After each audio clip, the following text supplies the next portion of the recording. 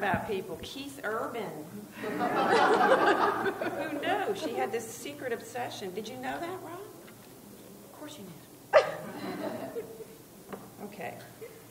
As I listened to Heidi's, that wonderful, fun list of things that nourish her spirit, I was thinking about how all of us in this room could construct our own list.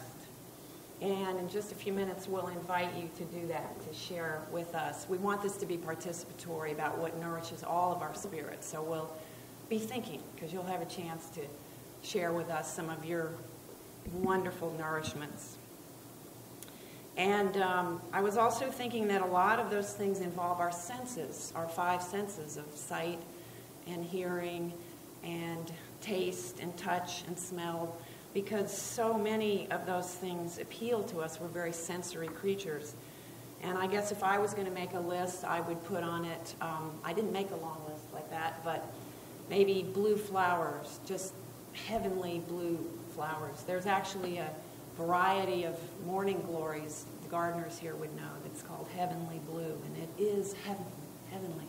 And what else? Hearing, music. Thank you, Monica, for playing Pachelbel today in a few minutes, because I love Pachelbel. Everything from Pachelbel to Crosby, Stills, Nash. And I actually do like Keith Urban, too. Just got to know him the other day a little bit. I'm late to the game. And what else? Taste. All right. All right, it's confession time, so who else in this room loves the combination of raspberry and dark chocolate? Does anyone else know? Oh, there's a lot of us in that cult. Okay, so I don't have to talk you into it.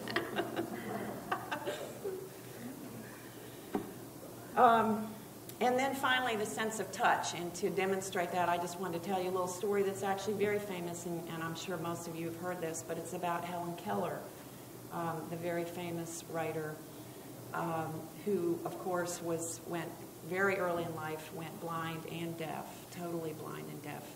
And there's a wonderful story about her teacher, Annie Sullivan, trying to get across to Helen, trying to break through that wall that separated Helen from the rest of the world, and trying to show her that there were names for all of these things in her world that she had no words for yet, because she'd never heard them and never seen them.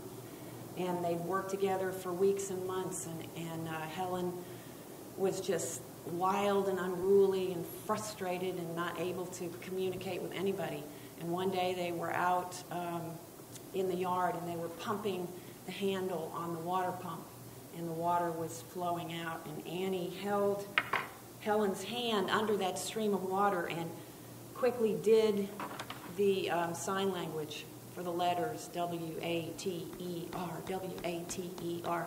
And Helen wrote about this when she was an adult, and she described how suddenly just the light went off in her brain, and she understood just because of that sensory experience of the water touching her, the coolness of the water, and that helped her break through in that amazing, incredible, miraculous way. So all of those senses are wonderful for us. But what I really want to focus on in my half of the program this morning is maybe not such specific things, but 3 larger ideas, 3 what I'm going to call intangibles that can nourish our spirit as human beings. And the first one of those would be love. Did you see that coming? Love, lovely, glorious love, of course. And it just enriches all of our lives in such amazing, innumerable ways. And when I speak about love, I'm not just talking about love for a person, a love for a thing. I mean, it comes in so many forms. There's young love sitting right here in the front row, and I congratulate you. And there's beautiful, mature, ripened on the vine love, and I'm thinking of Bernice and Albert. And there's new love, and I'm thinking real intensely today of the Thompson family, of my friend Martha, who's, I think, on a plane right now or having just landed very recently, coming home from Ethiopia with that brand new son of theirs. I mean, brand new love just being created out of nowhere. But beyond those kinds of human love, I'm talking about what we call, in Buddhism, we call it metta, or loving kindness, and I've spoken about it before here in the fellowship, and I know Alex speaks about it a lot as well. And metta, or loving kindness, is non-attached love. It's pure love. It's love without a price tag on it. It's love with expecting nothing in return at all. It's just loving someone or something for the sake of loving. And we have beautiful examples of that right here in this fellowship. I see that all the time. Service work and social justice and volunteering, collecting generosity for Clemson Community Care, lighting the chalice, marching in a pride parade, teaching the young members, helping to do that. So many different examples of this kind of non-attached love that nourishes our lives every time we practice it. The second intangible that came to my mind that I want us to think about just for a few moments is hope. Love being number one and hope being number two. I think hope is another one of those intangibles that nourishes humans. Because, Norway is a wonderful example. We know there's so many examples of life isn't always easy, and it's not always pleasant, and violence happens for ways that we can't even understand. And it's shocking sometimes. It just knocks us to our knees. So I wanted to read you something. Who's heard of Viktor Frankl? Yeah. He's marvelous, yeah.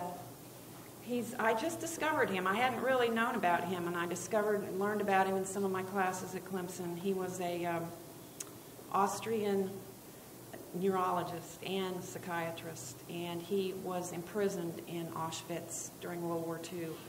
And he basically lost, like so many people, he lost everything. He lost his wife, his parents, his family members, his home, his freedom. And somehow, in the middle of all that horror and surrounded by that suffering and that despair, he found something that he called hope. And he discovered that a lot of the prisoners around him were dying, not so much out of starvation and overwork and illness, but a lot of them, he said, were dying because they'd lost hope. And they did not have that sustaining intangible anymore to nourish their spirit and keep them alive. So let me just read you in Viktor Frankl's words. This is just a paragraph or two. He's describing when they're working one morning, the prisoners in the camp. Another time, we were at work in a trench, digging. The dawn was gray around us. Gray was the sky above. Gray was the snow in the pale light of dawn. Gray were the rags in which my fellow prisoners were clad, and gray their faces. I was again conversing silently with my wife, or perhaps I was struggling to find the reason for my sufferings, my slow dying. In one last violent protest against the hopelessness of imminent death, I sensed my spirit piercing through the enveloping gloom.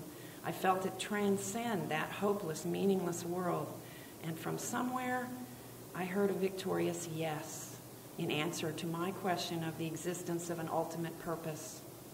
At that moment, I saw a light lit in a distant farmhouse, which stood on the horizon as if painted there in the midst of the miserable gray of a dawn morning in Bavaria. Et lux in tenebris lucet, the light shineth in the darkness. Okay, and the last of the three intangibles that I want to talk about after love and hope would be gratitude, because I really think that gratitude nourishes our spirit as well. And in many ways, gratitude's like the icing on the cake of all these other things that nourish our spirit. Gratitude's the sweet, luscious appreciation of all those blessings that we find, all those delightful, wonderful things that Heidi mentioned. Gratitude is something that allows us to enjoy all those little daily miracles. And without it, we can't enjoy them. We can't fully taste that raspberry and chocolate combination. And if we don't stop to acknowledge our blessings with just the slightest little bow of gratitude, we're not really getting the full nourishment for the spirit. So it kind of completes everything, the gratitude.